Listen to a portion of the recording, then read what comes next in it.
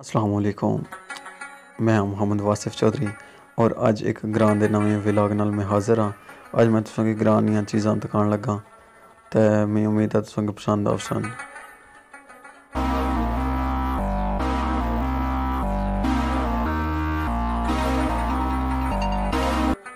सब तो पहले अस उन्नू चुके ने उन्नू साडा खुरपा है। तुसां हर चीज़ दे बारे च सुनोगे तो तुसां की इंशाल्लाह नालों नाल दसांगे। एक खुरपा है माली जिहदे नाल गोडी करदा है। सानू असां इनू बेलचा कहंदे आ जिस नाल असां कोई रेत बजरी किला कहंदे आ जिस नाल असां माल डंगर बनदे आ। बारी है ये देसी बारी है इहदे नाल असां झाड़ी रस्सियां ने जिहदे नाल मज्जां गावां बनदे आ। नाल ही तुसां की मैं ना थोड़ा जिहा इत्थे बोरा चेक करवाना। इहदे बोरे विच होना है असां बोसा गंदम दा बोसा होना है। इस बोसे विच असां इस बोरे विच असां बोसा पाया ने ये माल डंगर खांदा है। इनू पैक करके रखे ने। रस्सियां लगियां बहुत सारियां गावां मज्जां दियां बकरियां दियां। तिल तिल होंदा है जिहड़ा तुसां रेवड़ी ते तिल वेखदे हो ये तिल होंदा है। पीढ़ी है इसके असां बैण नहीं इस्तेमाल करने। टूटियां ने बाल्टी किला है ग्रां विच लग्या। इस किले नाल केले भी लगे ने। चलो मैं तुसां की थोड़े जे केले भी दिखाना केले कित्थे लगे ने। केले लगे ने ते इहदे नाल कम से कम मैं तुहानू 6 दर्जन केले मिलणगे। हर मौसम विच लगदे ने। कोंडे असां इनू कुंड कहंदे आ जित्थे माल डंगर अस बंदे आ। असां त्रिंगल है त्रिंगल दा कम भी इंशाल्लाह तुसां दसांगा। इहदे नाल असां कोई चीज़ कट्ठी करनी होवे ते त्रिंगल है ट्राईएंगल त्रिंगल असां चार टुकड़ा आवे जिहदे विच कोई चीज़ भरां या कोई चीज़ नूं ढक देवां वो चीज़ है टुकड़ा। बिंडा है आम असां लकड़ी दा बैण वास्ते बनाया है। बाथरूम वगैरह में बैण वास्ते इस्तेमाल करते हैं। तुसां की समझ आई गई होनी है।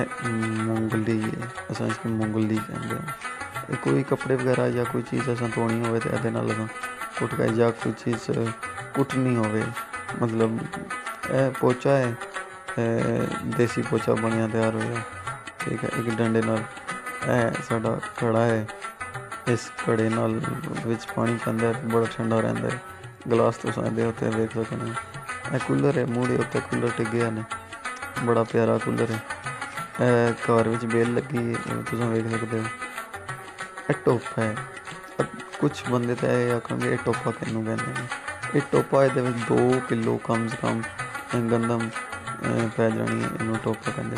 छोटी बच्ची है इनू कवाड़ी चुकी है एक कवाड़ी है एक लाड़ी असां यूज़ करने कोई लौंग या सर जिहड़ा वे छिक्का असां इनू कहंदे इधर तो कोई रात नूं दुध या कोई चीज़ चूल्हा है वो पीछे ग्राइंडर है और तवा है सारा कुछ तुम वेख सकते हो। नाल लकड़ियाँ देसी चूल्हा है नाल बिंडा पिया ने नाल एक पीढ़ी भी पई है। ठीक है तो इसकी अगे लैके चलने हाँ जी तुसीं वे कुकड़ियां दी खोडी इहदे विच कोई पौधा लग्या ने खोडी दा तुहानू मुआयना करांदे। इहदे विच कुकड़ियां रात नूं असां ढकदे और इत्थे ही अंडे शंडे देंदियां। इसका बंद करने का तरीकाकार है और खोलने का तरीकाकार है। चूल्हा है देसी चूल्हा अगर ज़्यादा बंदे रोटी शोटी पकावन या ज़्यादा रोटी की जरूरत होवे मेहमानां दी या ज़्यादा बंदे दी तो असीं रख लैंदे लो तो जल्दी ज़्यादा बंदे असां पका सकते हैं रोटी पका सकते हैं। और यह तंदूर ग्रां दा देसी माहौल दा तंदूर नाल फरोलदा मतलब उसमें तपान लिए इस्तेमाल करते हैं। ठीक है वैसे तंदूर नाल एक कड़ा जा पिया लो ये भी तुसां की थोड़ा जा मैं चेक करा देना।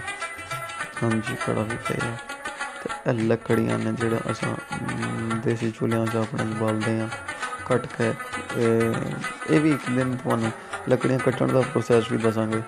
मोटर लगी ने नाल इहदा पाइप और तुसां की अगली कहानी दस्साने मोटर तो नाल साढ़े नाल एक तोरियां भी लगी ने, तुम देख सकते हो देसी तोरियां ने जनाब के ग्रामां च पेई जानियां, ये तुम देख लो। आखिर में चलो तुम दसा बाजरा कट के वड्डण टाइम बाद बाजरे नूं अलग करन तो बाद बाजरे ना केड़ा प्रोसेस है जिते बाजरा कट के वड के फिर उस बाद जाके पूरे सिटे एक एक दाना बनता है। तो इंशाल्लाह एक दिन बाजरे की रोटी भी तुहानूं खवावांगे। तो उस तो पहले मैंने उम्मीद है कि सारी वीडियो तक आने वाले दोस्तों की मेरी वीडियो पसंद आई होगी। इस तरह मैं हर देसी चीज़ चेक कराई है तो मैं शुक्रगुजार हाँ।